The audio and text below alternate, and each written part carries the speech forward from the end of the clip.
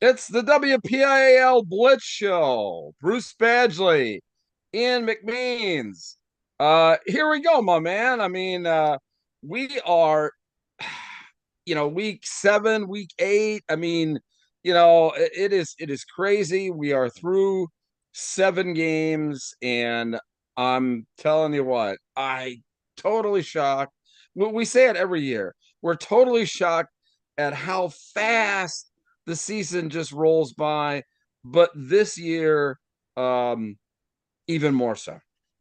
I feel like every year we do the show, the season goes faster. And this is our fifth year of the show. But yeah, it's hard to believe, thinking of the taking week 0 out of it, but the sort of formal 9-week regular season, we are now 2/3 of the way through that. So we're entering kind of the final third of the regular season, if you want to put it that way. So we've got 2/3 of the season down. Playoff races are in full swing. Haven't had any teams clinch yet that I was able to figure out. I was kind of taking a look at it. I'll probably have more detail on playoff clinchings, on steelcityblitz.com coming up later this week as I work through all the scenarios. But as of right now, I don't think anyone has clinched. But this week we will have some teams that have the ability to clinch playoff spots. And, as we move into this final third of the season, it's definitely going to have a lot more big games. This week, week six, week six, counting week Yeah. 0 is 0, right? Mhm. The games that just happened. There weren't any like marquee games that were on the slate this past week. And Yeah. so kind of, a lot of stuff was just a lot of what was expected for the most part, I think. There Yeah, were a we couple were just upsets here and talking there. Yeah. beforehand about the Yeah. fact of like going through everything 3 and 4 times. I'm going like, all right, what am I missing here? Yeah. And And honestly, not much because week 6 was like the calm before the storm because this week there are massive games in mhm, every classification. So yeah, last week was kind of like the primer to set up this week because this sure. week is just loaded with good games. Yeah. Well, it's loaded with good games, so let's get the party started, my friends. All right, let's do it. So, for those of you who are joining us live on YouTube, if you have questions, Yeah. feel free to drop them in the chat. Bruce will read them out and we'll do our best to answer them during the show. Always Well, we love to already get we already have why not Elwood? We will talk about that. That was a Elwood City got the WPIAL Blitz bump. We had Coach Dan Bradley on last week. He was awesome. What a great interview. They've turned that program around, and then they came out and beat Western Beaver on Yeah. Saturday to put themselves in great position. So thanks everyone for joining us. On YouTube, you know where to find us on social media. Also, check out steelcityblitz.com with my WPIAL standings pages and games of the week articles. And coming this week, we'll have playoff clinching scenarios going Yeah. up as well. So, key results this week. Why not Elwood? Well, Elwood Why is not my big Elwood? win of the week. There we go. Perfect segue for whoever asked that question. Um, that was the arguably biggest win of the week. It didn't formally clinch the conference title for them, but we'll talk about this when we get into the conference by conference standings. They're in prime position. They're in the pole position now to win their first conference title since the 1990s. So congrats to Elwood City on that big win. And then the other one, this may not have seemed like a big game between Western Green and Bentworth, but as we've been talking about, the in single A, only the top 3 teams from each conference are guaranteed playoff spots. Then the WPIAL is going to pick wild cards. So in the Tri County South, which has traditionally been not as strong as some of the other 1A conferences, it's no guarantee that the fourth place team there is going to get one of the wild cards. So that battle for third place is huge. And with California and Jefferson Morgan riding high at the top, this game between West Green and Bentworth was essentially for control of third place. Yeah. And Bentworth had a 12-point lead in this one, and West Green stormed back in the second half to win. So West Green, who had won 2 games all year coming in, stormed back, beat Bentworth, and now we'll see it when we get into the conference standings. But the Pioneers are in very strong position to secure that third playoff spot out of the Tri County South. So that is why might not have been on a lot of people's radar, but here on the WPIAL Blitz show, we pay attention to everyone, even the lowly Tri-County South and the battle for third place there. Can't believe I just talked for like 3 minutes on the third place battle in the Tri-County South, but hey, I pay attention to everybody. Yeah, but shows what kind of a week it was. I mean, It that does. just But also that, we're it doesn't matter what classification you are, we're not overlooking you. right. Exactly. We, Yeah. we have no agenda. Exactly. Exactly. We like good stories. So, games of the week, two of them went to overtime. Waynesburg stopped a 2-point conversion from Carleton in overtime. Waynesburg scored first, kicked the extra point. Carleton scored, went for two, and was stopped. And then on the flip side, Southside converted a 2-point conversion in overtime to beat Northgate. So two overtime games settled by a single point, both decided on teams going for two. One made it, one didn't. But those were the two games of the week. We also had two upsets of the week. Kiski, who hadn't won a conference game all year, but they were a Yeah. strong Wow. team. I mean, that conference, we talked about it all the way back in our preseason show. That Big East conference in 5A, all seven of those teams finished 500 or above last year. Some of them were in 4A and moved up to 5A, but it was a really strong group of teams. So I'm not shocked to have seen Kiski beat Latrobe. I think the real surprise was the way in which they did it, putting up 36 Mhm. points on a very good Latrobe defense.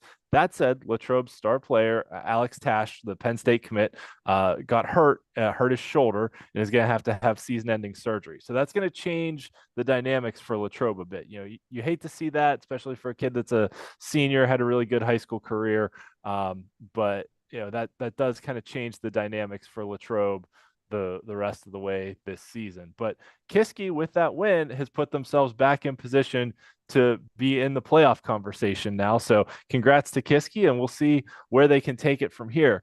The other one that was a bit of a surprise was Freeport beating up on Highlands. Highlands played Amani Christian to a 2-point game a couple weeks ago and looked like a really strong contender, only lost by one to Deer Lakes in that Allegheny 7 conference in 3A. So, losing to the top two teams by 3 points combined and then going out and just laying an egg against Freeport was a big surprise to me. I mean, I thought Freeport was good, but I thought Highlands was better. And, Freeport coming out and taking it to Highlands was, got my attention. So that was another one that surprised me. Some other noteworthy results: Upper St. Clair beating South Fayette in a battle of undefeated teams. Yeah. Pine Wow. Richland, yeah, yeah. Pine Richland topping Penn Hills by 10. That was a weird game. Pine Richland jumped out to a 21-0 lead. Penn Hills came back and tied it, and then Pine Richland scored the last 10 points to run away with it. Aliquippa really controlled the game the whole way against West Allegheny. The score was closer than the game was. Aliquippa scoring 3 touchdowns and controlling it most of the way. Central Valley, North Catholic, this game was an absolute shootout. I think both North Catholic's quarterback threw for 4 touchdowns in this game. North Catholic has a receiver that's on track to break the WPIAL single season record for receptions. And Central Valley's running game was just unstoppable. I know one of the running backs had he had 4 touchdowns, and they had a couple other rushing touchdowns, and it was just a back and forth game, and Central Valley came out on top. And then in another back and forth one, Jeanette falling to Greensburg Central Catholic in the 1A Eastern Conference. So some games that are impactful on the overall playoff Yeah. races and playoff standings. That Pine Richland Penn Hills one may be the one that decides the conference title there, but overall still a lot of football left to be played. Impactful in that because there's a committee that's creating the seating. Quite honestly, this year, I think you hit on head. They're impactful because there's a human element in creating the postseason. Yes, at least the last few teams that get in and the playoff seedings as well. Sure. Yes, you're correct. All right, so our player of the week, Scoop Smith, who's Scoop. one of the one of the most exciting players in the WPIAL with the ball in his hands. This kid, he's been incredible all year, and the game he had this week against Armstrong, 3 receiving touchdowns and a punt return touchdown, is well deserving of our player of the week recognition. This kid, he's a track star also. I think he might have won the 100-yard dash, but just, able to get open in traffic, and the speed and moves that he has are just really, really good. And he's definitely going to find a home at the next level. And he's only a junior, so he's got a lot of football left in him too. You can see the breakaway speed here just to run past the defense. And good play design too. Let's not Yep, forget, these coaches to put him in those positions for these one-on-one matchups, especially on that play. yep. Here's the punt return, which may have been a mistake to kick it to him. Oh, And by may have been, I mean it absolutely was a mistake to kick it to him.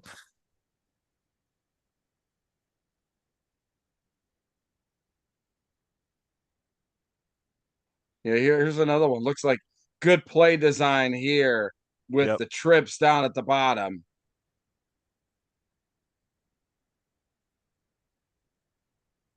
And you can see that isolated it against the defensive back. And boy, you saw a big cushion.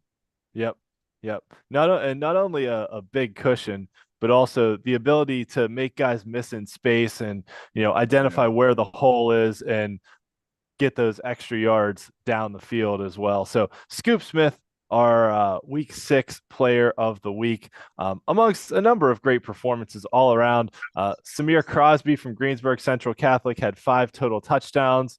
Eric Kasparovich from Mars, son of Coach Casper, had 306 rushing yards and 4 touchdowns.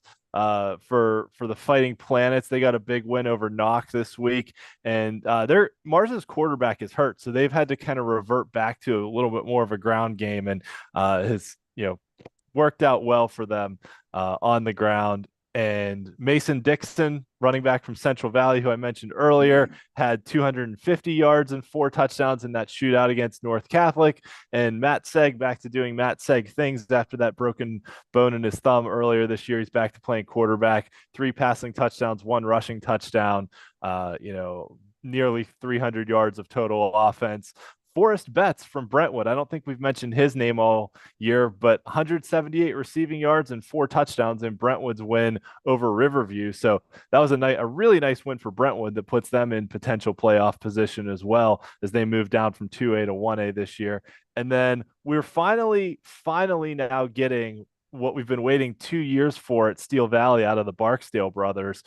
Donald Barksdale was the star of the team last year, but his brother Duran got hurt at the beginning of last season, and we kind of had been expecting this big explosive Steel Valley offense with the Barksdale brothers running the show, and it finally broke out this week against Apollo Ridge, where Donald Barksdale had 165 rushing yards and 3 touchdowns, and his brother Duran also had 3 rushing touchdowns and a passing touchdown. So Steel Valley lost that game earlier this year to South Park, and it's kind of flying under the radar now, entering the playoffs, but now starting to play like that team that looked like one of the favorites in 2A. So they're definitely going to be a dangerous team that you don't want to face in the playoffs now that their offense is starting to click on all cylinders.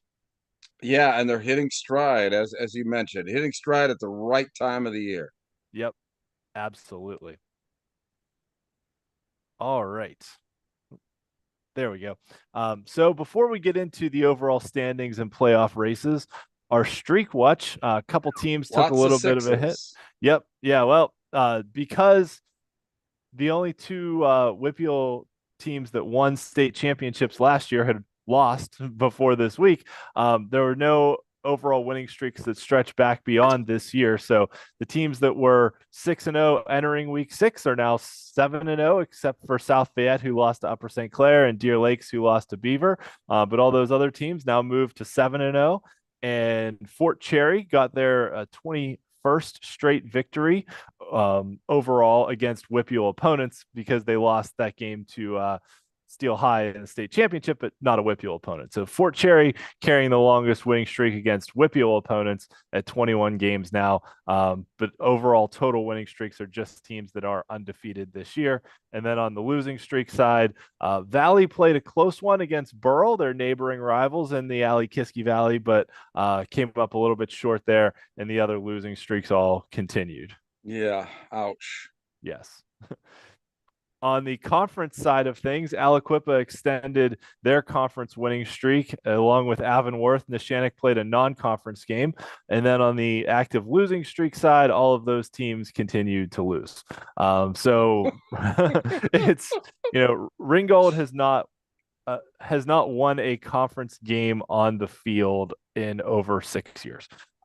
They had a 2019 game. You can see it in the notes there. 2019 game where they lost on the field to West Mifflin. That was later changed to a forfeit victory because West Mifflin used an ineligible player, but they lost the game on the field. So I count that as a loss for streak purposes. But it's been a long time since Ringgold won a conference game. Yeah.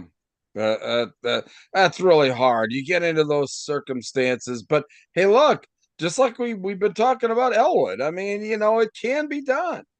It can be. It's a slow turnaround, right? Ringgold had a really long overall losing streak, and they snapped that earlier this year. So they got back on the winning side. They won a game earlier this year. Now it's just for Ringgold. They got to start winning against their conference opponents is the next Sure. thing. But I think it's going to be tough for them because Laurel Highlands was probably the closest team to them in the conference. So as far as skill level, and Laurel Highlands still beat them 21-6. So Ringgold still has a ways to go to be competitive in that conference. And they got to play Thomas Jefferson this week. So it's Yeah, right. it's That not that getting any that easier. yep. Okay. So this was a realignment year in the WPIAL. So the WPIAL did change up how the playoff qualification works. I know we talk about this every week, but for those people who might be joining the show for the first time, it's a good time to run through just how teams qualify for the playoffs. So in 6A, 7 teams in total, top 4 teams make it. It's simple. In 5A, 3A, 2A, and 1A, the top 3 teams from each conference make the playoffs, and then the WPIAL picks 3 or 4 wild card teams to fill out the playoff bracket. 3 teams in 5 and 3A, 4 teams in 2A and 1A.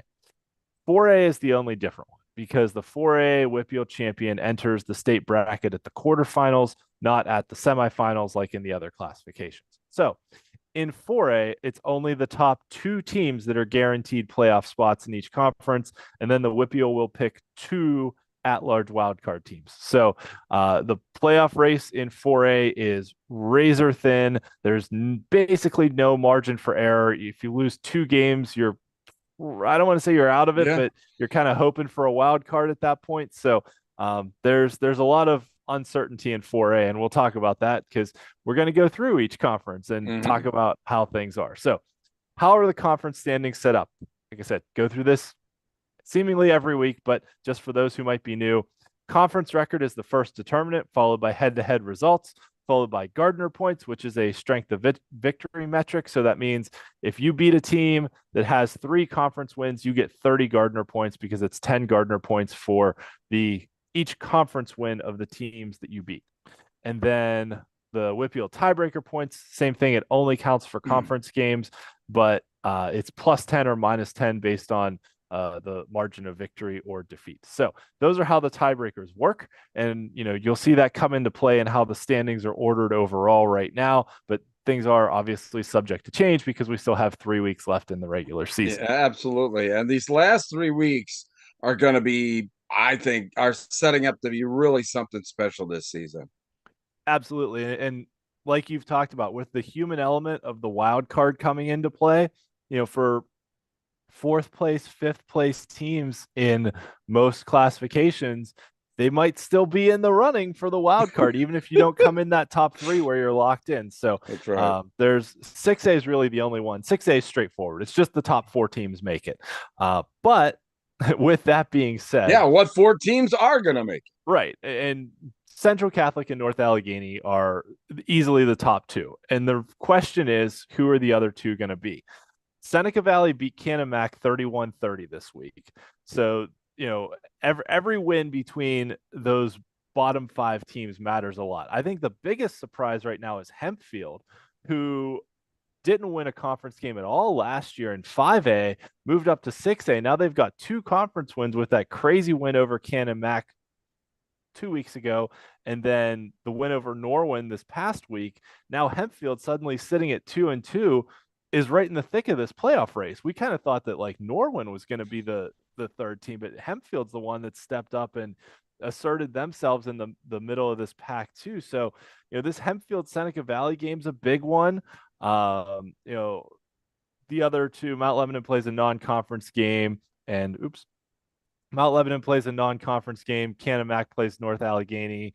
Norwin plays Central Catholic. So really, the big one this week is that Hempfield Seneca Valley game that will help start to sort things out. And the winner of that's going to have three conference wins, which might Yeah, be enough to that's get them almost in. right.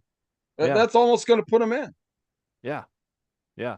And actually, I will say, I know they're 1-6 overall, but Mount Lebanon's played a lot better the last 2 weeks. Mount Lebanon beat Seneca Valley 2 weeks ago convincingly, and it was like 32-8 or something like that. It was handily. And then this past week only lost to North Allegheny 28-21. Like they were in that game with North Yeah. Allegheny. They had a punt. Mount Lebanon had a punt block that North Allegheny recovered like inside the 10-yard line and took it in for a score, and had a couple other turnovers. So for a team that had to kind of figure some things out, work in some new starters at the beginning of the year, they took some lumps early, but I would not sleep on Mount Lebanon making a bit of a run here towards the end, because the last 2 weeks they've played much, much better football than they did the Well, they're first running out of five. time. I mean, Yeah. that's the bottom line, and they can't have teams ahead of them win. I mean, so it's Yeah. got to be a twofold thing. So Yeah. Yeah. They're gonna have to basically after this week with Penn Hills, which is a non-conference game, they're going to have to win their last two. They have to beat Norwin and they have to beat Hempfield. And if they can do that, they might be able to find their way in. We'll see. But we'll see. yeah. Okay. On to 5A, where the Allegheny Six Conference is a war of attrition. Upper St. Clair just beat the defending champs Peters Township, and then an undefeated South Fayette team, and now gets an undefeated Bethel Park team, which is just absolutely lighting teams up. So this might be one of the top games of the week in the entire WPIAL. There's a lot of really good games, but this Upper St. Clair Bethel Park game, I'm going to go as far as to say not only does the winner here probably win the conference. If Upper St. Clair wins this, they win the conference easily, because they've already beaten the three undefeated teams, or teams that were undefeated. Moon is good, but I think St. Clair's better. But if Upper St. Clair wins this one, I think they're in the driver's seat to get the number one overall seed in 5A, because Really? I mean, over Pine Richland? I mean, I'm just saying that if now. We'll see the next thing there, and I'm thinking the same yeah, thing. I can hear where you were going with this thing, yeah, and if I mean, they it's make it hard through for this me to. It's conference, right. I mean, yeah, unless Pine Richland loses, I don't see how anybody from the Allegheny Six, who, regardless of who it is, either Bethel Park or Upper St. Clair, gets that number one seed over an undefeated Pine Richland team. that's true. Although Although, I although although I'm and the flip side of that is that getting through, looking at the other teams in the conference, right? This conference, you've got you've got four teams that are 6-1 or better. If you make it through that, plus a very good Moon team, if you make it through that undefeated, eh, all right, I'll just flip over to Pine Richland's conference right yeah, now, sure. right? So you've got, Pine Richland's really good. They've already beaten North Hills, they've beaten Penn Hills, but looking down They through the beat rest of Pittsburgh Central Catholic, they beat Central Catholic, yes, who's probably going to be who will be the top seed who in will 6A. sure. Yeah, So how do you get, yeah, that's the great part of what we're discussing here is what makes the WPIAL so much different than any other league in the entire state of Pennsylvania is the fact that there is the human element involved, and we can kind of go through this bracketology of like who's going to be seated where and when. And I Yeah, love that. I think that's great. I agree. It makes it a lot of fun. And Pine Richland could very well be the number one seed and would deserve it. But I think there's a very strong case considering the relative strengths of these conferences that Pine Richland getting through a conference where, as of right now, only one other team has a winning record. Four out of these six teams have losing records right now, versus the Allegheny Six, where four out of the six have 6 or 7 victories right now.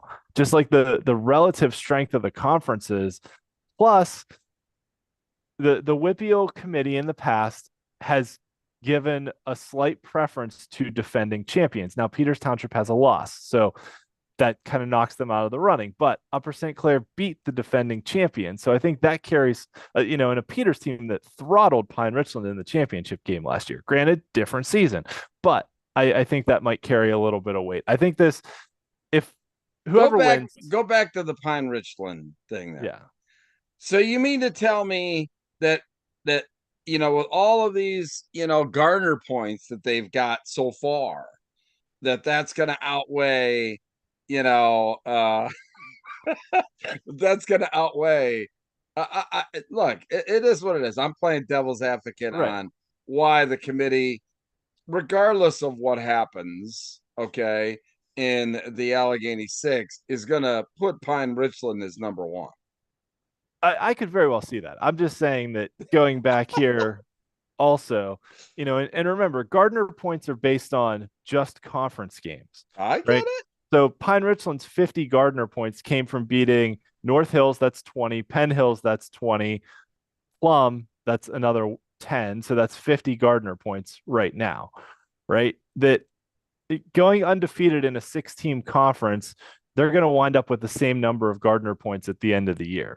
It's Yeah. really, and it might come down to who else these teams played in non-conference play and all that. So uh, Upper St. It, it Clair sounds or it sounds like each team when they go into this committee should have an advocate, like guys being voted into the Pro Football Hall of Fame.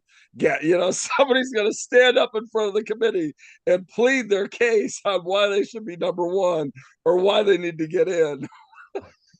I would love to be a fly on the wall in that room for that debate. So, and like we said, there's a lot of football left to be played. So we'll see how it all shakes out. But I think the winner of this Upper St. Clair Bethel Park game is definitely in the driver's seat. Although Bethel still has to play South Fayette and Peters. So Upper St. Clair's made it through those two teams.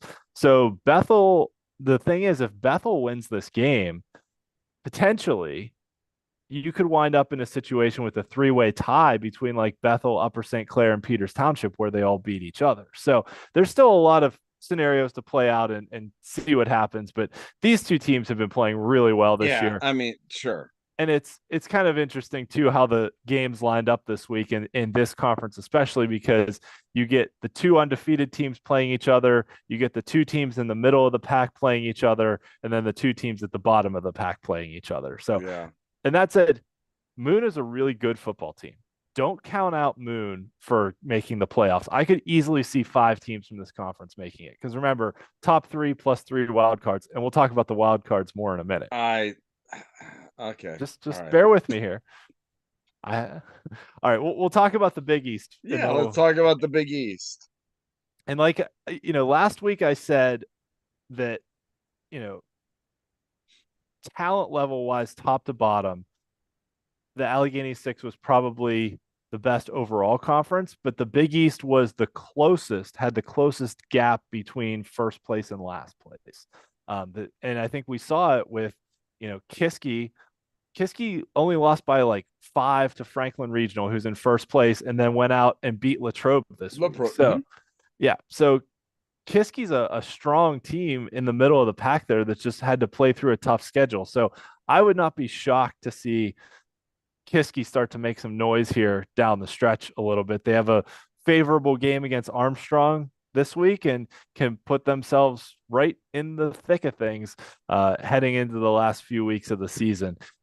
That said, Gateway against Woodland Hills, a good old rivalry game between those two teams. Franklin Regional Penn Trafford, another matchup of teams that have played each other forever. So there's some really good games at the top of this conference that could either throw the top of this conference into an absolute muddled mess or create two tiers between the top two and everybody else. Yeah, and I think, look, I think that it's going to be one that the single biggest thing that the committee is going to have to come up with is to almost prioritize, as you aptly pointed out, which one of these leagues is the best league, because obviously then if there are some teams that they may not have the best record, but because they play in the best overall league, they might get in at a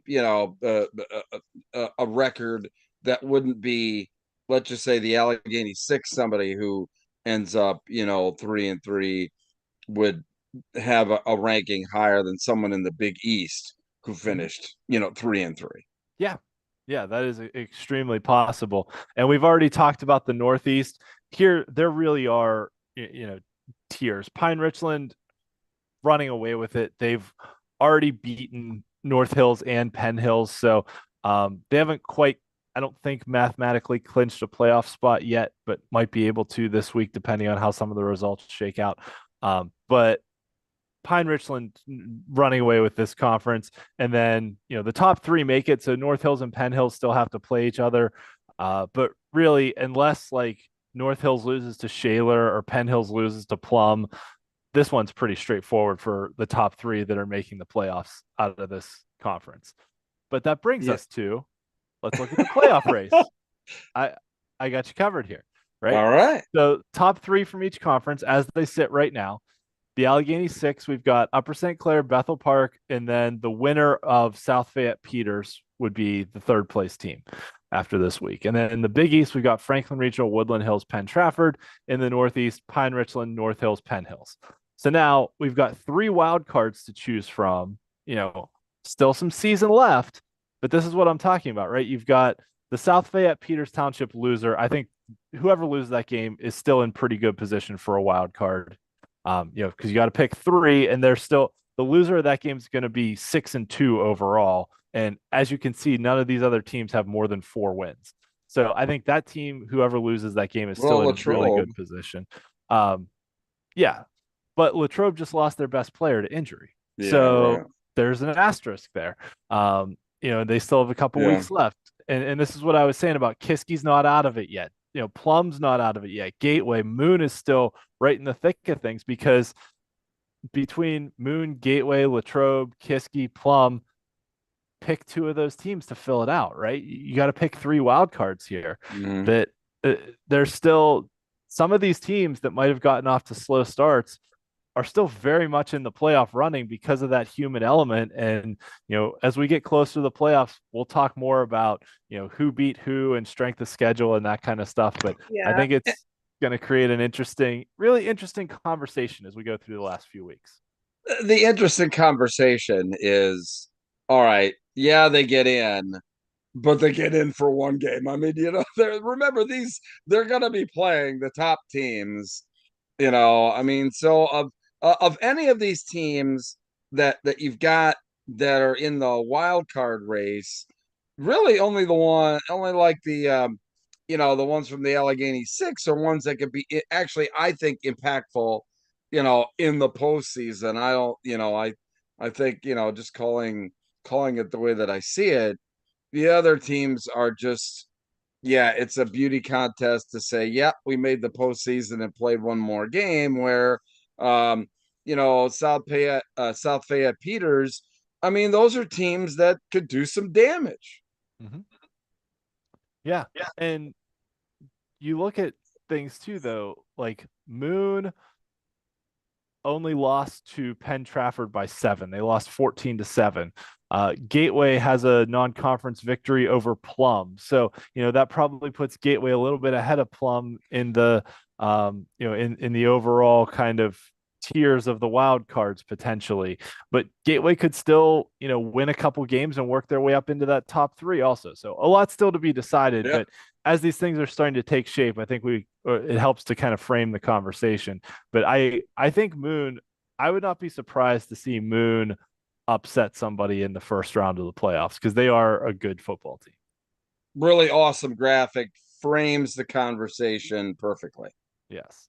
All right. On to 4A. We will not have one of those graphics for 4A because it's still just too early in the season.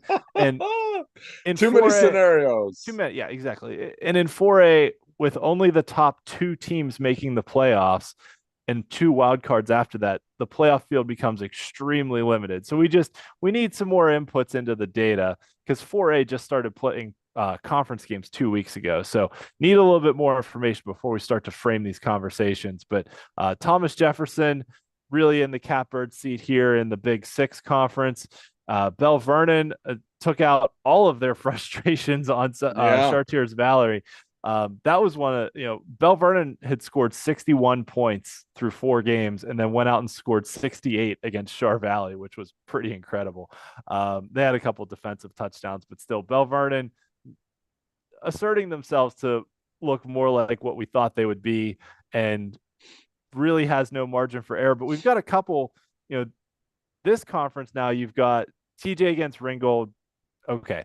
But then with only two teams making it, two losses almost knocks you out. So we almost have two elimination games here with the Bell Vernon Laurel Highlands game and the Trinity Char Valley game. So I think that makes it intriguing, right? That you've got two games here between teams that are 1-1 and are basically playing for their playoff lives. Like the playoffs start this week for these teams. Mm-hmm. Yeah, but that's where this body of work has finally hit the WPIAL. Okay, Mm-hmm. the body of work that I talk about, in other districts, it's a power ranking, but in this particular case, it's the body of work, A, to get in, and B, to determine your seeding, because now the entire season is emphasized by the WPIAL in determining who gets in and what the seeds are, right? Yep. Yeah. You are correct. And there's only two wild cards. So, leaving your playoff hopes up to the committee is Yeah, you don't has want that that. don't want to do that.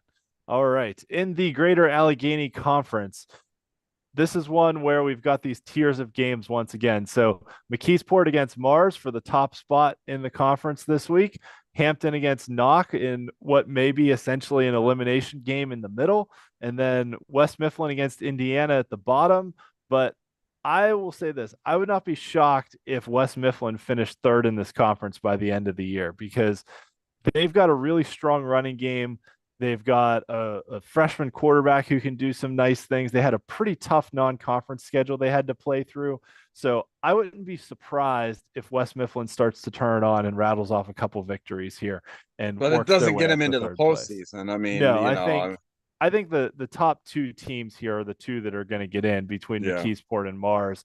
And the hard thing here for the Greater Allegheny Conference is all these teams played some pretty tough non-conference schedules, but all of them took their lumps, and there's no team with a winning record right now because of how hard their non-conference schedules were. So it's going to be really tough for a Greater Allegheny team, third place team, to earn one of those wild cards. But maybe if you Mm-hmm. go on a run, but it's going to be difficult. Totally agree with your assessment on that. I think that it's only going to be the top two teams out of this league that are going to move on into the postseason. And I think McKeesport and Mars are those top two teams. So Yep. this game is basically for the conference title this week. Mm-hmm. All right, and on to the Parkway, where we still have to wait a little bit for that Montour Aliquippa matchup, which will be for all the marbles. And I will even, well, No, you know what? I will say for the top seed. I mean, Thomas Jefferson's in the conversation for the top seed as well, but Aliquippa is the defending champs. If Aliquippa runs the table in the conference, they'll get the number one overall seed. But Montour was a semifinalist last year and beat TJ in the playoffs last year, who is only a quarterfinalist. So, some things to discuss there. If Montour beats Aliquippa, who gets the top seed between Montour and TJ Hmm. could be an interesting conversation. But nevertheless, Going to be an interesting conversation of the committee. As you said, boy, to get to be a fly on the wall when they discuss these seedings is going to be classic. yes, yes. So this one, I'll say, not a lot of excitement in this conference this week. The top teams are playing the mid to bottom tier teams, and so on and so forth. Newcastle off to an 0-2 start in conference play, but did play the top two teams in the conference. So if Newcastle can turn it around after they started the year 4-0 and work their way back up into the middle of the pack here and finish third, they're not out of it for a wild card yet, even though they appear at the bottom here because of the conference standings. But if they can work their way back up into third place, I think they have a very good case to get one of those two wild cards. I just love how Ian, how this has always been the case over these 5 years, but you always, there's these teams. Well, regardless of where they're at, there's always some avenue to keep going. You'll figure it out, even though it's not Uh, there. You'll try and figure out a way to talk them into the postseason. it's like that scene in Monty Python and the Holy Grail where the guy's like, "I'm not dead yet. I'm not dead. I'm getting better." So, like I said earlier, no overall playoff breakdown graphic for 4A yet, just because still these teams have only played two conference games. Probably after this week, we'll have a little bit more information to work with and be able to start to filter out who's kind of in the running for the wild cards and who's not. But Yeah, with only two wild cards, it's a razor thin margin, and two losses pretty much knocks you out. yeah, pretty much. On to 3A, where this week the biggest game is Deer Lakes taking on Amani Christian. Lost a little bit of luster after Deer Lakes got pounded by Beaver this past week, but nevertheless, I mean, everything lines up for this to be a great game. Deer Lakes has a balanced offensive attack. They've got a good quarterback, a wide receiver that can fly, a strong running game, but Amani Christian is just so loaded with athletes. And I mean, East Allegheny is struggling this year, but they just absolutely smoked East Well, Allegheny. I think the pressure's on Amani to win this game. I mean, clearly. Yeah, I agree. And looking at their similar opponents, like Amani did beat Beaver pretty handily earlier this year, and Deer Lakes got smoked by them, but they both played Highlands really close. So, Deer Lakes beat Highlands by one, Amani beat Highlands by two. Both of them had to come from behind to win those games against Highlands. So it's going to be, I think they match up really well, but I think at the end of the day, Amani just has more athletes and more just dudes on that team. And I think they are the better team. But, turnovers, penalties, things like that. Amani can't get too wrapped up in trying to come out and make a statement. They just have to come out and play their game. And I think Amani has the talent to win this game. But if Deer Lakes can force a couple turnovers and get Amani off their game, it could get really interesting. And I mean, these are high school kids, right? These are Sure. I 16, mean, 17-year-olds, right? oh, That it it's, is so funny. It is so funny you say that because I talked to a couple weeks ago on my Penn Live game. I'm talking to both coaches. During the middle, it was Middletown and Susquehanna Township, and both coaches just reiterated the same thing. It's like the nerves are there because I mean these are all just high school guys, going at it. I mean, veteran guys, but they're still high school kids. yeah, yeah. And I think that's what makes it fun too, Mhm. because you know it's why like watching the Little League World Series is so much fun because they make mistakes and you're like, hey, it's you never know. A ground ball to the shortstop is not an automatic out here. You never know what might happen, and Well, it's that creates a lot of viewership on these games that I broadcast. I can tell you that. certainly does. And I will also mention here Freeport coming off that big win over Highlands this past week put themselves in really strong position. Highlands now, a team that started the year with high hopes, played tight games against Deer Lakes and Amani Christian, now really has their backs against the wall and almost has to win out now against the bottom half of this conference to put themselves even in conversation to potentially get a wild card here. So Highlands Wow. has some work to do over these last 3 weeks to get into the wild card conversation. The good news here in 3A is that there are 3 wild card spots, and we'll talk about those in a minute. But first, in the Interstate Conference, where there are only 6 teams, this conference has split into 2 tiers very evenly. The top tier are all 2-0, the bottom tier are all 0-2. And I will be very surprised if these 3 teams aren't the top 3 at the end of the season, possibly in a different order. I still think Elizabeth Forward's the best team here. Southmoreland's been playing really good football. Got a nice battle from York this past week, though. York actually took a lead in that game in the fourth quarter, and then Southmoreland turned it on and scored like 23 straight points. But, York, for being a team that was like at the bottom of their 2A conference the last couple of years, having to move up to 3A, they've played tight games with teams. York is out there battling. I mean, we talk a lot about like learning how to win, and some of the times those steps are just going from like getting blown out to playing close games. And we saw that with Knock a couple years ago, where Knock went like 1-9, but 4 out of their 9 losses were by like 1 score. And York's kind of been the same way. They're only 2-5 this year, but they're playing close games, and I think that's going to build some confidence for that team moving forward into the future too. So not this year for York, but keep an eye out in Yeah, coming years. they're on our watch list. We're gonna have to start putting together some Everybody's got a watch list anymore, so we're gonna have to put out the WPIAL Blitz Show watch list for players and teams. I think. Cougar Mountain, you're on the watch list. Okay. Um, All but right. Southmoreland taking on their arch rivals Mount Pleasant this week in a battle of undefeated teams for the top spot in the conference and basically for the right to be the primary challenger to Elizabeth Forward for the conference title. So that should be a good one. It's kind of some contrast of styles. Southmoreland likes to throw the ball. Mount Pleasant likes to run the ball. So should make for an interesting one there. Yep.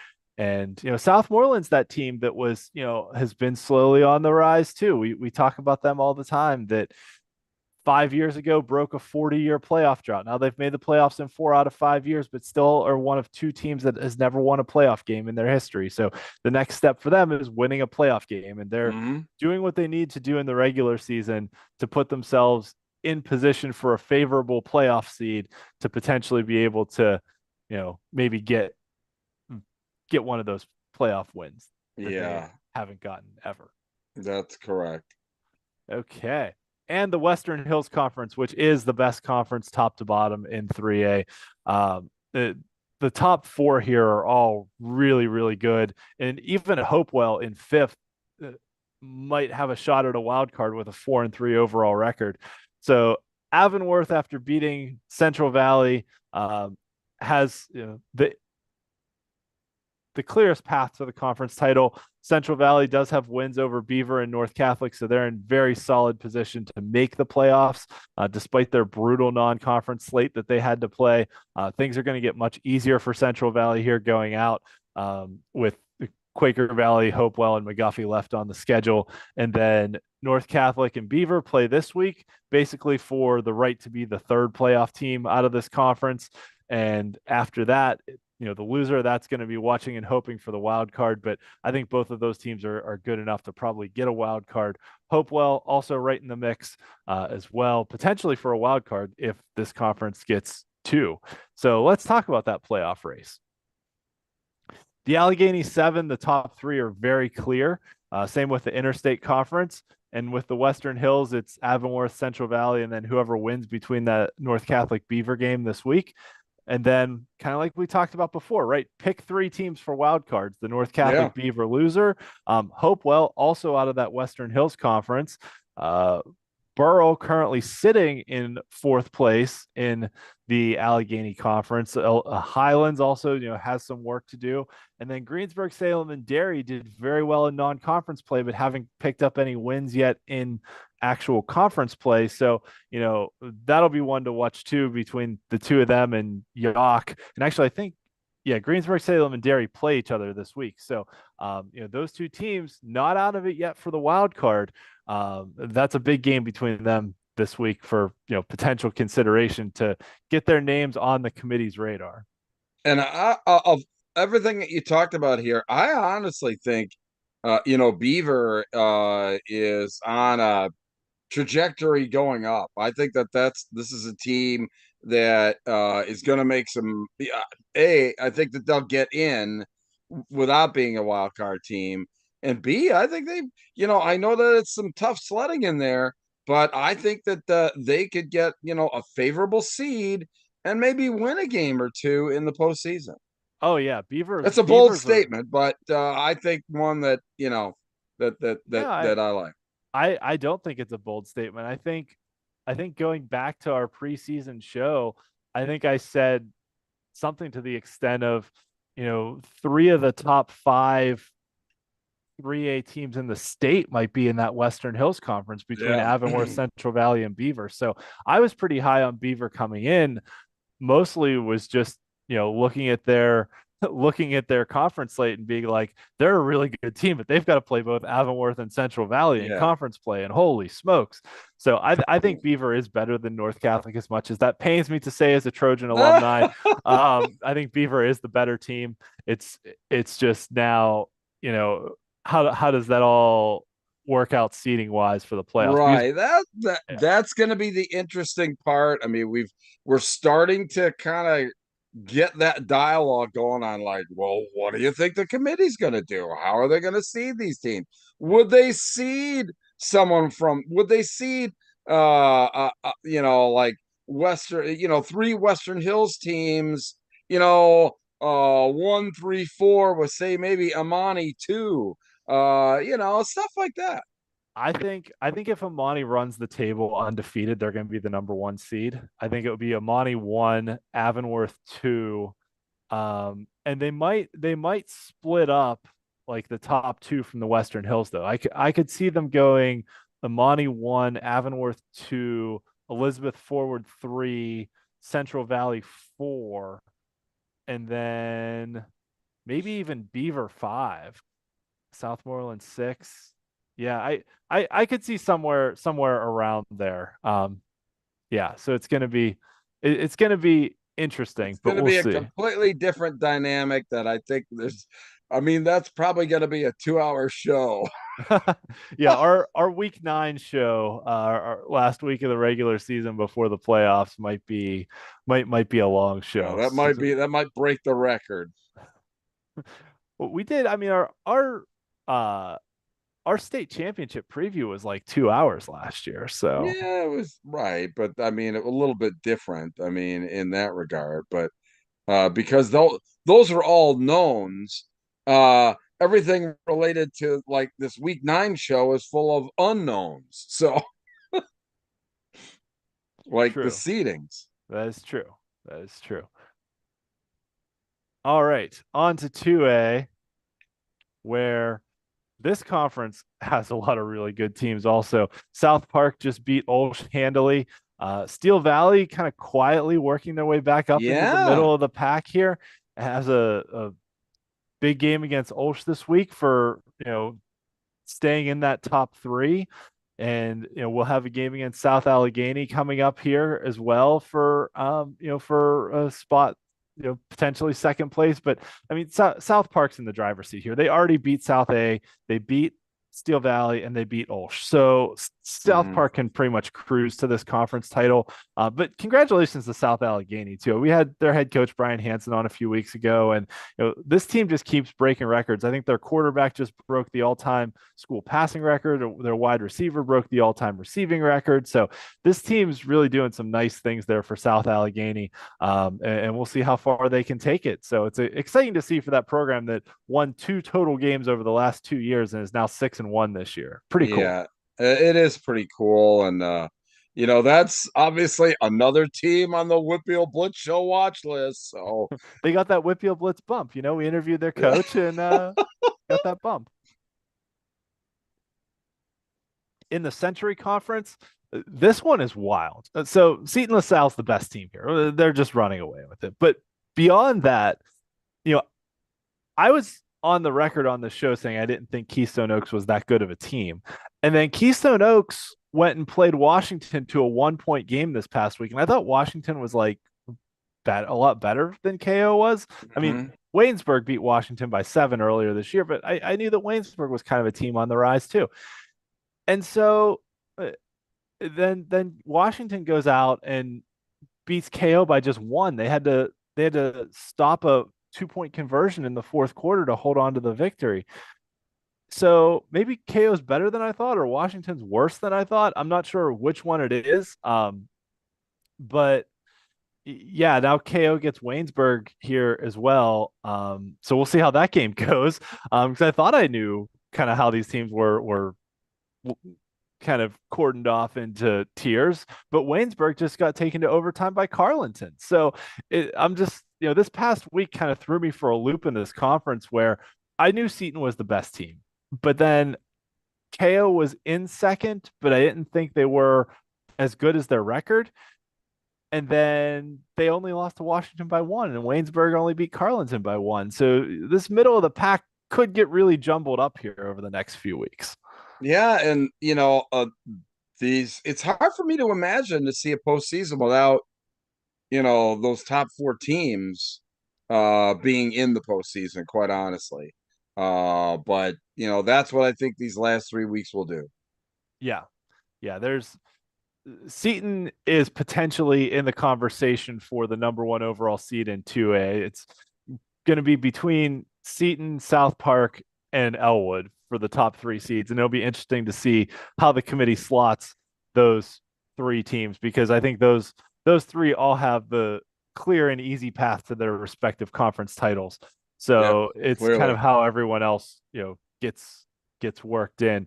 And speaking of Elwood City, we started off the Yeah. show with the Why question not in the Elwood chat. City? Why not Elwood City? Well, they're 6-0, and it now with wins over Western Beaver and Mohawk.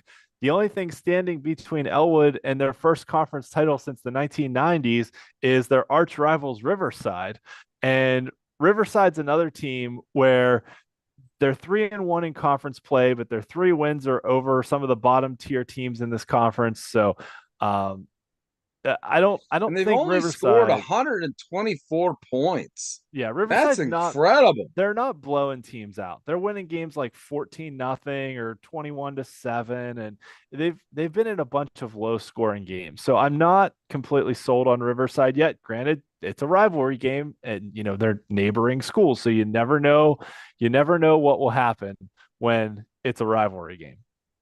But Elwood definitely has the clear path and then could essentially wrap it up this week with a win over Riverside. If they beat Riverside this week, they're going to be conference champs, which is really awesome for Elwood City to have the potential to do that against your arch rivals. That's really cool for Coach Bradley's squad. Well, see, the one of the things that I like about it is the fact that, if they can, a couple of wins here down the stretch where they know what their path is, okay, emotionally, okay, this isn't, it goes beyond the conference championship to then emotionally that everything is pointed to a WPIAL championship. And that's a lot that, uncharted territory and really having to dig deep. But like I said, by having the knowns beyond the conference championship, that it's for a WPIAL championship, that mindset that means a lot, both physically and emotionally for that team. So kudos to Elwood City. Absolutely. And it's probably the best story in the WPIAL this year of what they've been able to do to make this run to being conference champions, and they're going to get if they're conference champions, they get a trophy, all that good stuff. So, working their way up to, from breaking that long losing streak. And the guys who are seniors this year for that Elwood team didn't win a game when they were freshmen. So that's got to be so cool for that group to go from potentially a winless season as freshmen to potentially conference champions as seniors. That's wow. That just doesn't happen, man. I mean, that is quite a meteoric rise. Absolutely. So let's talk about this 2A playoff race. In the Allegheny Conference, we've got South Park, South Allegheny, and Steel Valley. In the Century Conference, Seton LaSalle, KO, and Waynesburg. And in the Midwestern Conference, Elwood City on top. And then also, I guess we should mention too, this on Saturday, Mohawk plays Western Beaver, and they're both 3-1 here. So the winner of Yeah. that game is going to be in really good position to lock into one of those top 3 spots for a playoff spot as well. And then Riverside as well. So then when you start to talk wild cards, you know, you're talking about the loser of that Western Beaver Mohawk game, who would still have 4 wins overall. Washington's got 4 wins overall. Olsh has 3. Ligonier Valley, New Brighton, Carlinton have 3. So and 4 teams get wild cards in 2A. So there's a lot of potential here for quite a few of these teams to get in. So as we're talking about the standings, going back to the Century, you mentioned it's hard to see the top 4 not getting in with 4 wild cards. I think there's a pretty good case that Seton LaSalle, KO, Waynesburg, and Washington all get into the playoffs. Yeah. And same with the Midwestern. I think there's a very strong case that Elwood, Western Beaver, Riverside, and Mohawk all get in. And then the final 2, going back to the Allegheny, I think Olsh has been really strong this year. I think Olsh probably deserves consideration for a playoff spot. And then who I gets was that thinking last one? Ligonier Valley today. I was, rolling the dice on Ligonier Valley. Why not Ligonier Valley? I mean, but no, I felt that, that was a team that was, could emerge from the pack. Yeah.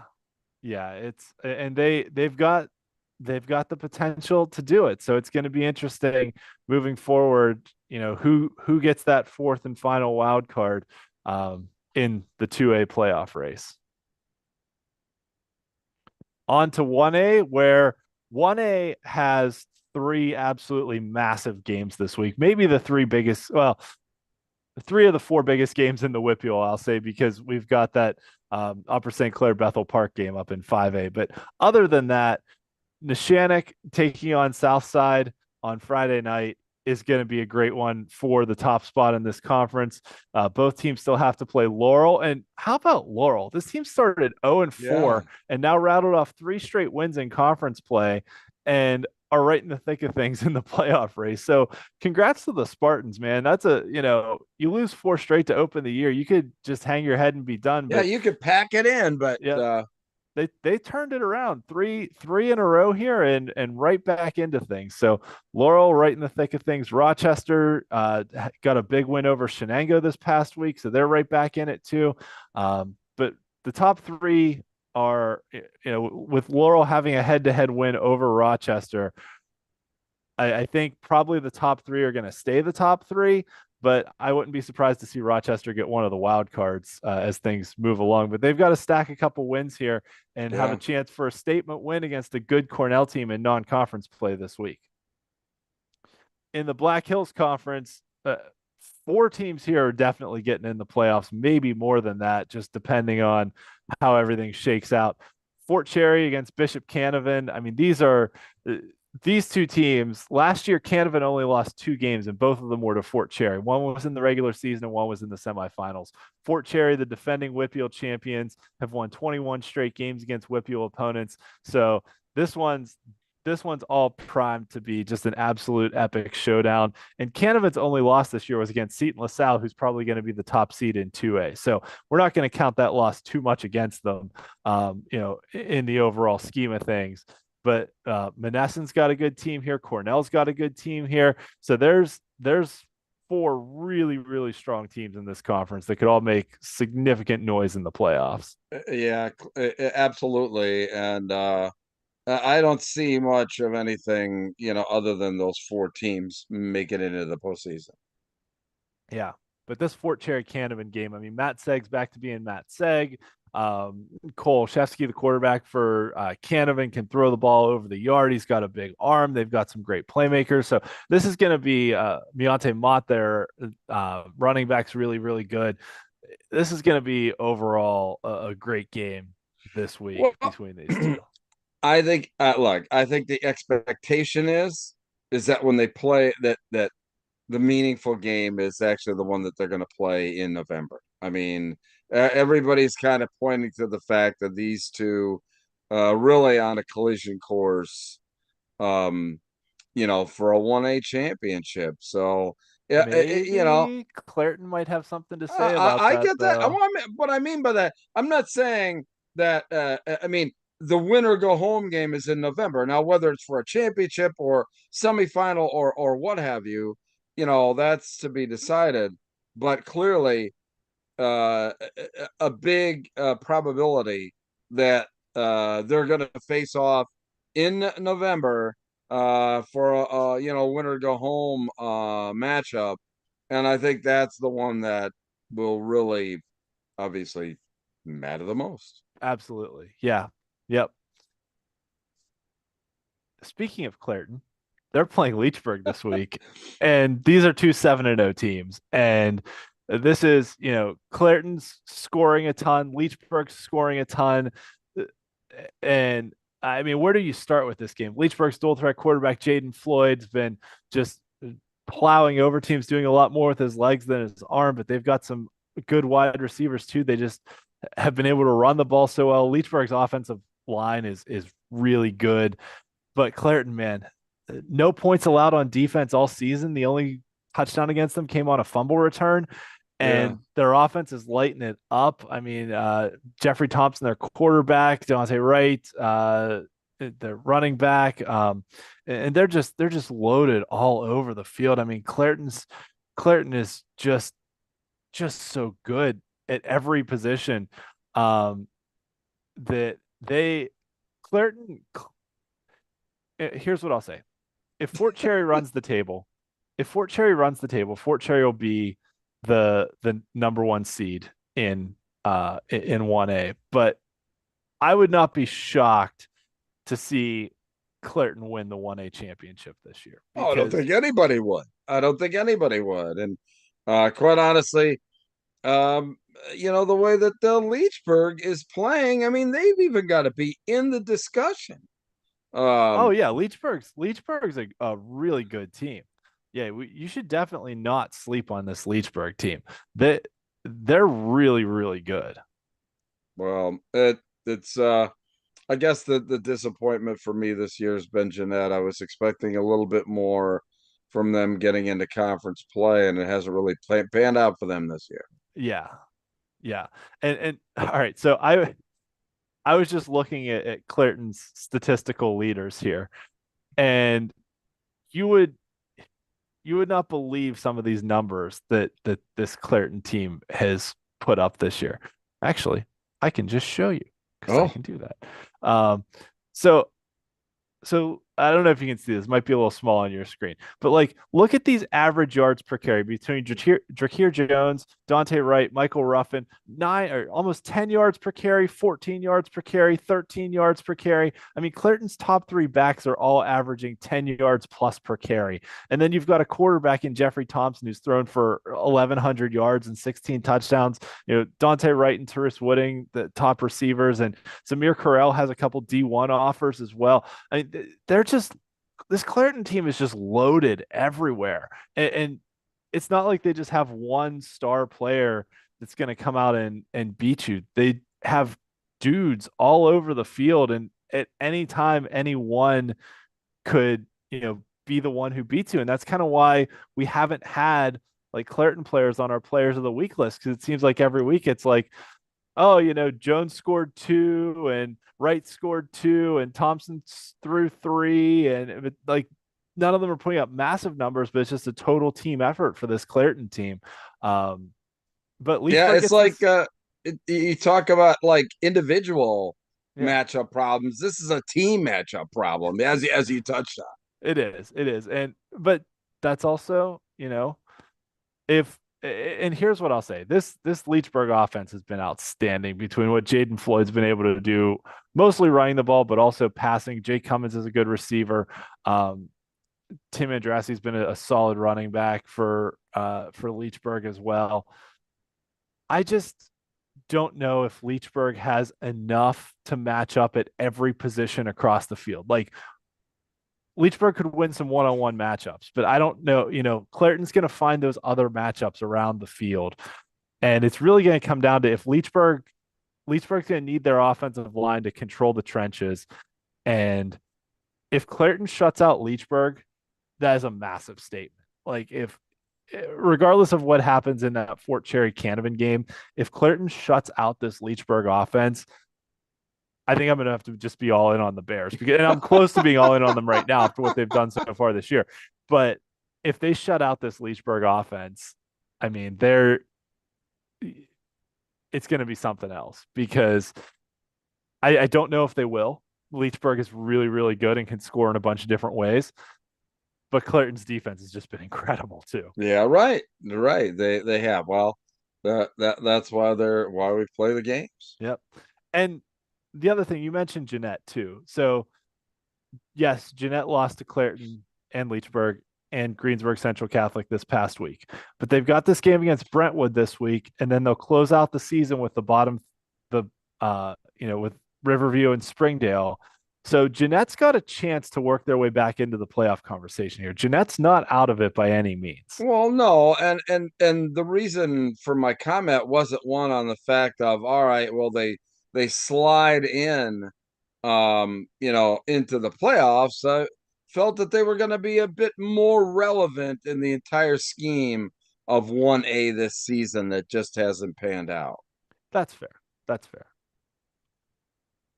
Finally, in the Tri-County South, we opened the show talking about West Green getting that win over Bentworth for essentially control of third place in the Tri-County South. California and Jefferson Morgan, they play each other in week 9. They're pretty much on a collision course, and they get those two aforementioned teams in West Green and Bentworth this week. So, some chance to distance themselves even more from the rest of the pack in the TCS. And that's pretty much how it's going to shake out. Yep. I maybe the fourth place team here gets a wild card, but it's going to be tough, when everything shakes out. Because looking at the 1A playoff race, you've got the top 3 in the Big 7 between Neshannock, Laurel, and Southside. You've got the Black Hills with Fort Cherry, Canavan, and Monessen as the top 3 right now. But Cornell's a really good fourth place team, so I think they easily get a wild card. And then in the Eastern Conference between Clairton, Leechburg, Greensburg Central Catholic, and then Brentwood's good, Jeanette is good. They're going to be right in it for wild cards as well. The top 3 in the Tri-County South, California, Jefferson, Morgan, and West Green, since West Green got that win over Bentworth. So now all of a sudden, I've just listed off not only the top 3 in each conference, but 3 teams that I think are pretty much in line for a wild card. Yeah. So now you're down to maybe a Bentworth, maybe a Rochester, maybe a Riverview if they can turn it on here late. So it's gonna be interesting to see who sneaks into that last wild card spot in 1A, but it's Not that they're going anything other than that one game kind of true. scenario. But let's not forget also that last year Jefferson Morgan got into the playoffs, got the 15th seed, but it was their first playoff appearance in like 12 years. So that meant something to them. Even though they went and got smoked by Fort Cherry, that still meant so much to that school and that community. Yeah. No, I get it.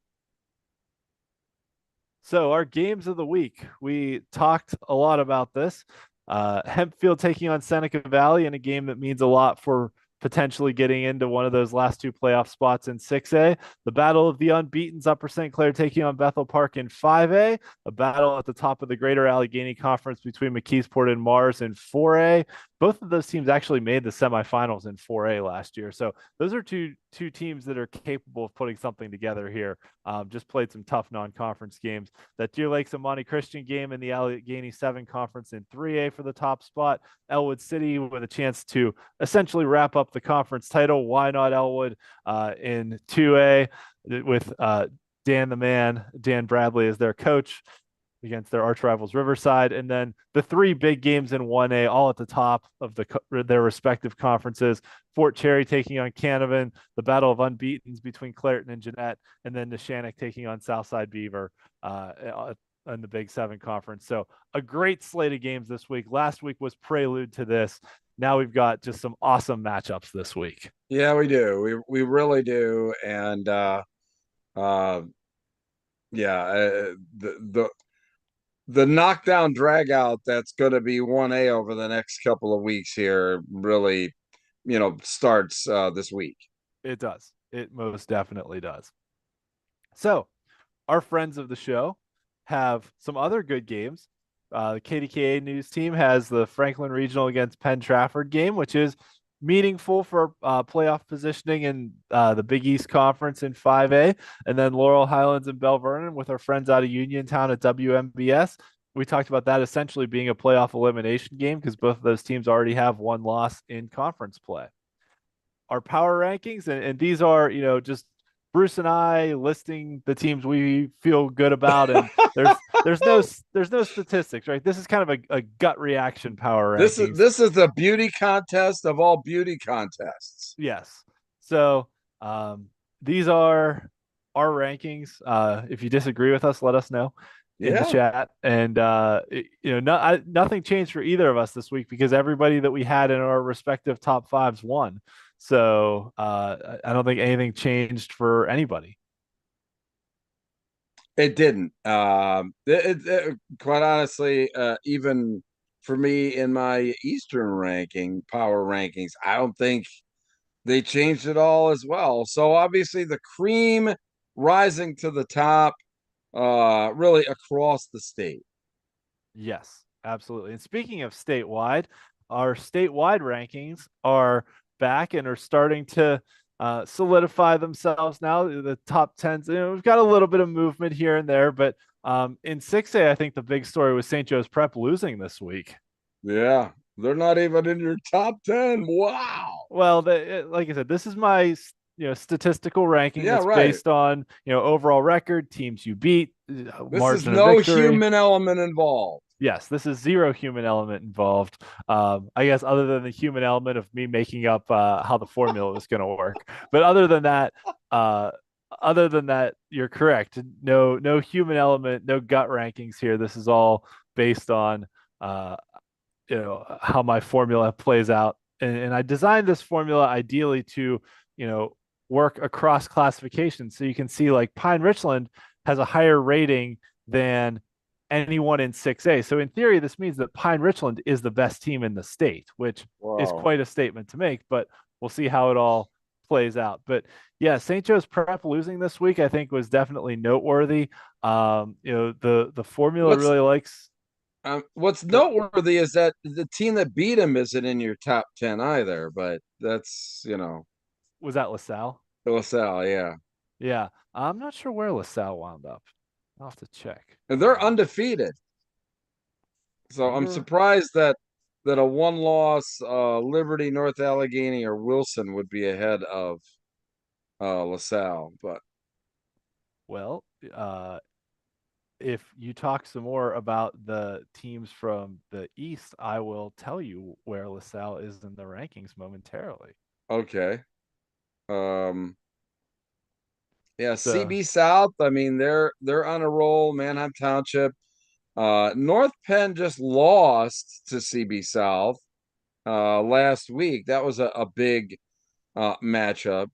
And I'm surprised that Freedom may Freedom is ranked number one, and I'm surprised actually that they are number one.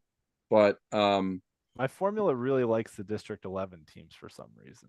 yeah, I'm not well, quite sure they're why. only one on there. I mean, yeah, Parkland and Easton, right? So interesting there. Yeah, I'm just surprised at LaSalle that you don't have any District 12 teams, on there. So Yeah, it doesn't love District 12 right now. Just looking, LaSalle is actually it probably may be way too. because they played a team from outside of the state of Pennsylvania. They played that Calvert Hall and I did factor those games in. So yeah, those out of state games did factor in. Um, and LaSalle beat Harrisburg. Um, oh, they yeah, beat Malvern Prep, who's an independent. Calvert Hall out of Maryland. yeah, I yeah, that think so. So here's why. LaSalle has played a lot of independent teams. They played Malvern Prep. They played the Haverford School. They played Episcopal Academy. yeah, right. Um, and Which technically are no points. no, well, I for whatever power rankings you guys have out east. For my rankings, they do count, but those count the way I scaled those independent teams because you get more points if you beat like a 6A team than you do if you beat a 2A team, basically. So I counted the independent teams as being between 3A and 4A, so like a 3.5, basically. So Uh-huh. that's why LaSalle is low because they've played a lot of those independent teams, which was basically like playing a bunch of 3A or 4A opponents, which doesn't score as well as a some of these other teams that have beaten a bunch of 6A opponents. So that's why. Okay. In 5A, a bunch of WPIAL teams at the top, which isn't really surprising to me because I think these WPIAL teams are all really good, especially Pine Richland, Upper St. Clair, Bethel Park. The other ones, North Hills, Franklin Regional, Woodland Hills. I was a little surprised to see Woodland Hills work their way into the 5A rankings, but nevertheless, it's a lot of WPIAL love here in the 5A rankings. Yeah, and it should be. I may mention that. You look at the, even the Penn Live rankings, and the one that's a little bit surprising is Conestoga Valley, but they're undefeated. So They are. uh, kudos to the Buckskins. Yes. In 4A, a little bit of a shakeup here. And mostly it was, I'll say some, you know, working itself out in the formula because Aliquip has only played 5 games because they had a couple canceled due to weather. So they had been, they won a game this week, won a close game against West Allegheny, but dropped them down a little bit, but that's no reflection on Aliquip, but they'll work their way back up after they win a few more games. I'm not worried about that one. But nevertheless, Pope John Paul's been really good. Montour's really good. You talked a lot about Bonner Prendy last week. You interviewed their head coach last week, right? Sure did. Yeah, Jack Muldoon. I mean, that's a team that quite honestly has to play. That's a 4A team who has to play St. Joe Prep, Roman Catholic, LaSalle College. Hey, he's ready to take on all comers. I mean, really a great interview. They had just beaten Roman Catholic, so and they waxed Father Judge last week. So really anxious to see how Bonner does down the stretch. Yep.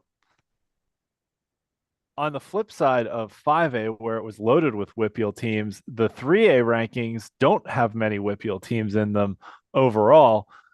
And I think that's a reflection on just how many WPIAL teams have either played really tough non-conference schedules or just kind of beaten up on each other in 3A. But here with both 4A and 3A is where you start to see kind of that wider swath of the state, right? You got Yep. District 1, you got District 4, you got District 3, you got District 2, 11, 10. So a whole bunch of districts represented here. But the 3A rankings were relatively stable week to week. Not a lot of change between the teams here in this. Yeah, and for our buddy Bob Greenberg. I mean, Sharon even making the 3A rankings. I Yeah. mean, so, Sharon and Hickory. So yeah, Hickory. Yeah, yeah. And then into 2A and 1A, I think the most noteworthy thing here is in 2A that Southern Columbia is not in the rankings, but Southern Columbia is what, 4-3 right now? yeah. I So mean, they it's lost a couple games. But yeah, going to be interesting. A lot of people, there's a lot of years of frustration pent up that's being vented on Southern Columbia this year.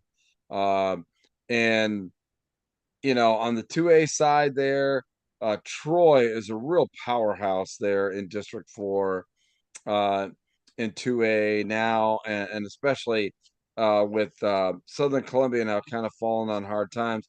They've kind of, grabbed uh, grabbed the baton up there. Schuylkill Haven is just a scoring machine. Um, so that's going to be very interesting. And on the 1A side there, wow, it's really great to see Guilfoyle back at the top there. I mean, they had that, not too long ago, had a stretch of state championships and a long winning streak there. So it's good to see that. And man, I tell you what, I mean, the collision course of Fort Cherry and Clareton, wow, clash of the Titans. Yep, yep, and don't sleep on Canavan here.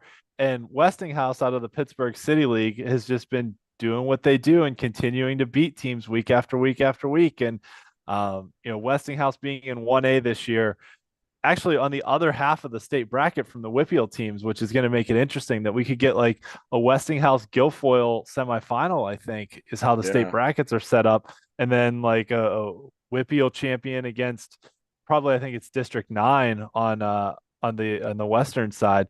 But that Nativity team's playing really well out of District 11, and so yeah, it's gonna be interesting to see how this all plays out. But there are some really good 1A teams, and especially since Steel High moved up to 2A this year, the doors kind of open for some other teams to work their way in.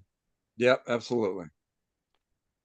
All right. So our look back from our friends at PA football history. This is week 7, so we are on to 1974.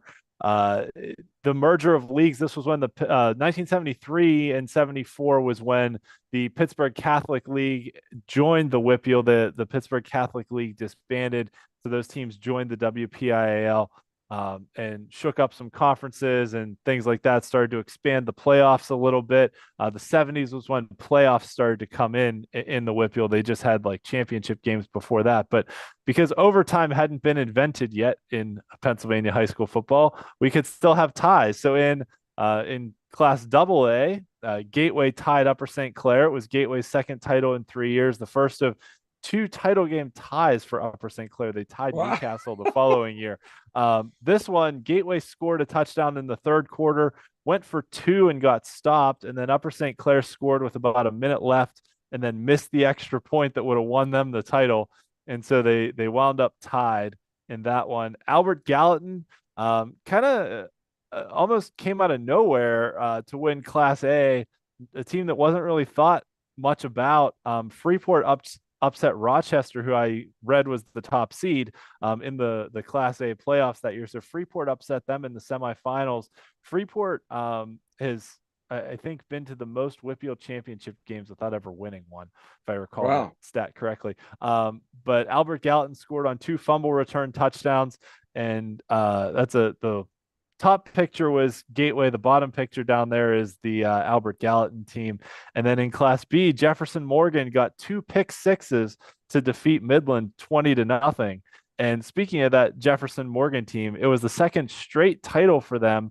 They went 19-0-1 in a 2-year span. And in the championship game, not only did they have 2 pick sixes, but held Midland to negative 24 yards rushing. And if you think about Wow. like 1974, like running the ball was all they did, right? So holding them to negative 24 yards rushing was certainly an incredible defensive feat. So we've talked for a while tonight, and if you enjoy listening to us talk about football, there's other ways you can listen to us talk more about football. You can check me out on the Steel City Blitz podcast, where we cover everything Steelers related, and that's on Thursday nights on YouTube or on really any platform, Spotify, Apple, whatever else that you want to find us on. But It's a fun show, a little less professional than this show. There will be some swearing, especially after the way the Steelers game ended this week. But nevertheless, you can check us out and enjoy us on Thursday nights, and then Bruce has his Fresh Set It Down show on Tuesday nights, right? Yeah, tomorrow night we will have CD East head coach Lance Dean, undefeated CD East, hosting State College. That's actually my Penn Live broadcast this week. I mean, some of the WPIAL fans ought to be paying attention to this State College CD East matchup, this week. But fresh set of downs. Dave, Micah, myself will go through our power rankings. We actually do a kind of a tour of all of the power rankings. We'll do a tour of all the power rankings from District 1, District 4, District 11, District 3. So to show the playoff races, kind of the same way that, we show them here on the Blitz show, except, through the websites. Cool. Sounds like a lot of fun. Yeah, it So is. thanks everyone for tuning in and joining us tonight. You obviously know where to find us on YouTube. You can also check out steelcityblitz.com, where I've got my WPIAL standings page, as well as later this week we will have playoff clinching scenarios for the teams that can lock up playoff spots this week. And like we said at the outset of the show, we're entering that final third of the season. So it's an exciting time across the WPIAL, an exciting time for high school football as we start to have teams clinch playoff spots, lock things up, and start to get ready for the postseason here over the last concluding weeks of the regular season. Yeah, absolutely. I want to thank everybody for on the chat. I mean, it was really, really great stuff today on the chat. I don't know if you get a chance to see that, Ian, on the thing there, but our friends at Elwood City, my buddy Bruce, I'll tell you what, going back and forth, really love the chat. And we try and keep that hopping, during the broadcast. I mean, that's in large part why we do it the way we do it. I don't know if there's another podcast, another football podcast other than Fresh Set of Downs that allows the fans to become part of the show through a live chat and ask questions, and the type of interaction that we try and give the fans, that like the show. If there is, I'd be shocked. I think we're the only ones in our podcast that are getting the fans involved, in these shows. What do you think? Yeah, we do it on our Steelers podcast too, as much as we can to try and involve people in the live chat. And the live chat's great. And if people have questions, feel free to ask them. We're happy to try and answer them. And probably especially as we start to get into playoff clinching scenarios and stuff over the coming weeks, those are going to be really big questions that people are going to have. Is what's my team need to do to make the playoffs and all that stuff. So we'll do what we can to kind of figure it all out, spell it all out for everyone, and keep everyone entertained and informed. That's what we try and do here, is to try and thread that needle of being entertaining and informative. Well, listen, thanks a lot, my friend. Just great stuff as usual there, Ian. And listen, we want to thank everybody who watches this show, who supports this show, who becomes part of the show out there. Thank you so much. And until next week, I'm Bruce Badgley along with Ian McMeans. Listen, we'll see you next week on the WPIAL Blitz Show. Good night, everybody.